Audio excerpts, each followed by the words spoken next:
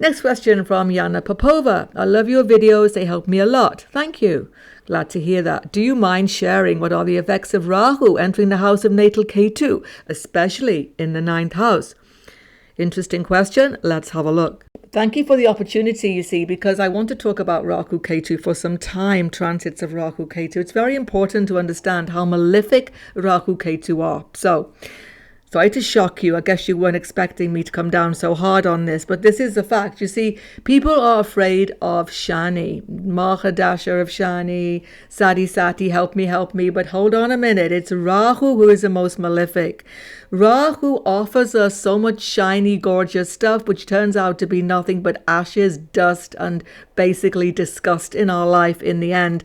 Takes us to a very dark place. It's because Rahu's purpose is to keep us in this world. Ketu's is to take us out. They are never easy. They represent a churning of our life in very disturbing ways by transit. You see, Saturn's purpose is just to bring us back our past life deeds, and we are afraid simply of ourselves when we are afraid of Saturn.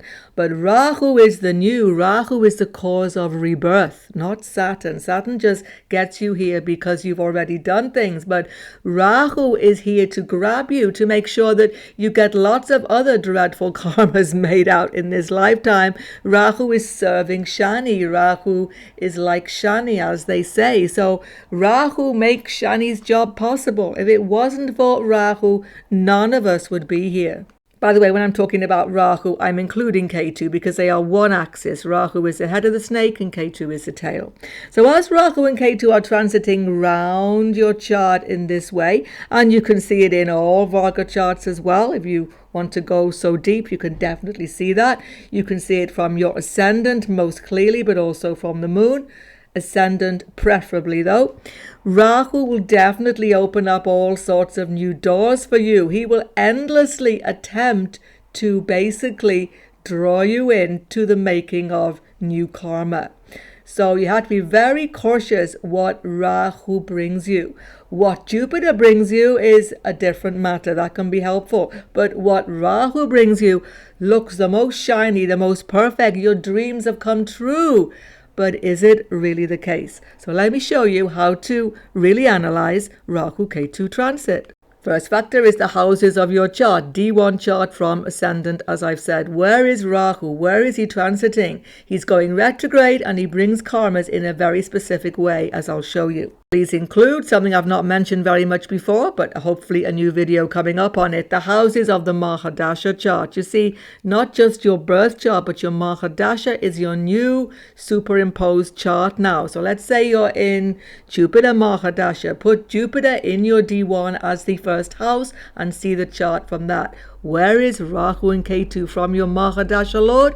Where is he transiting? That will impact you equally to the birth chart transit. And as you've been asking me, Yana, specifically the transit to the natal planets, including to his own placement. First of all, Rahu transits through the chart. Well, they're actually going this way. Even I did it wrong there. Rahu is retrograde. So the most important transit of Rahu is not so much when he comes conjunct to natal Rahu in terms of cycle. Cycles of your life start when Rahu's in the first house ascendant, not when he is conjunct Rahu wherever he is. That's an important transit, but it's not new cycle. So new cycle, rebirth in your life, new opportunities for entanglement in new karmas happen when Rahu comes into the ascendant of your chart. But the meaning of the houses will be completely different to the normal meaning because Rahu goes retrograde. Rahu in your 12th house is second to his own transit. Rahu in your 11th house acts like a third house transit, 10th house, 4th house transit, and so on, until he comes virtually 18 years later into the second house of your chart, the 12th house to his own beginning transit. So second house is a sort of dissolution phase in any Rahu transit. By the way, in addition to this, of course, there is a Rahu return. Rahu comes back to his natal position in your chart, wherever that is, at age 18, 36, 54, and 72. And what you asked me on the video specifically, Rahu transits Ketu 9 years after that at 27, 45, 63, and 81. This is the reverse node transit. The Rahu return, coming back to his natal place at these ages, is never easy. It pushes you into the new. Even if you don't want to go there, it pushes you through the door. It always brings some difficult circumstance which you try to resist a little bit, but which you eventually have to accept. Rahu transit Ketu slightly differently. Ketu is the past. So when Rahu gets to Ketu, he'll bring back past life situations very strongly at these ages in your life. You will see a place you've been before, lived before, somebody you've known before. You will feel drawn to a certain situation obsessively, just pulled in by this force. Okay, this is Rahu transit Ketu. They are both most challenging.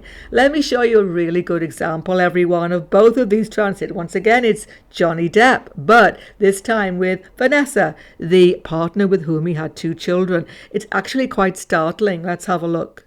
So here we have the charts, D1, D9 of Vanessa Paradis. I think that's how you say her name.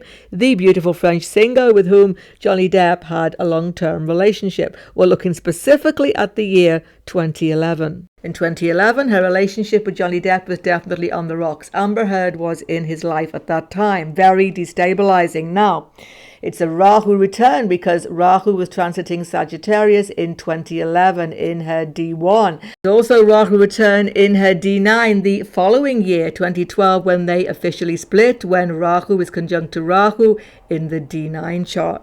Of course, she didn't actually want the relationship to end. Apparently, she was heartbroken. She wrote a very poignant song at that time about her difficulty splitting from Johnny Depp.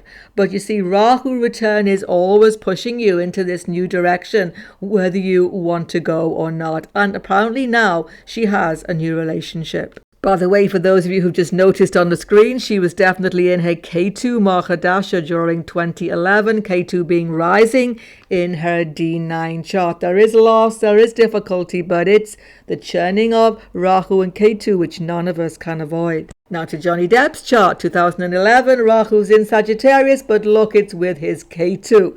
The exact opposite to what Vanessa's going through. Vanessa's got the Rahu return. Johnny Depp has got the reverse transit, Rahu to Ketu.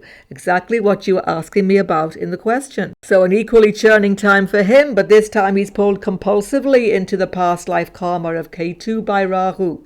Rahu Ketu, as I've just said, brings up the past. So this is when he's getting deeply involved with Amber Heard. It's pulling him in. He can't resist it. It's some unfinished past life karma, most definitely. And just like in Vanessa's chart, in the D9, it's equally showing it's a Rahu conjunct Ketu reverse transit once again, because Ketu Rahu are Vagottama in the same signs, D1 and D9. So Rahu in Sagittarius is conjunct to Ketu in the D9 chart.